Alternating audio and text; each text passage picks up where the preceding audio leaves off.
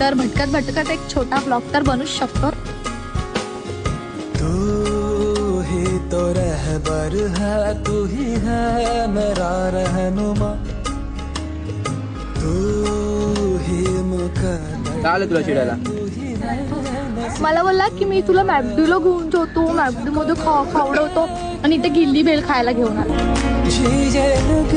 पुढे जाऊया. मला नको आता. गप काय गे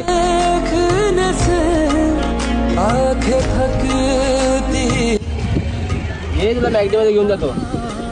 कोई तुझे साना बोलू खाती करा बरोबर.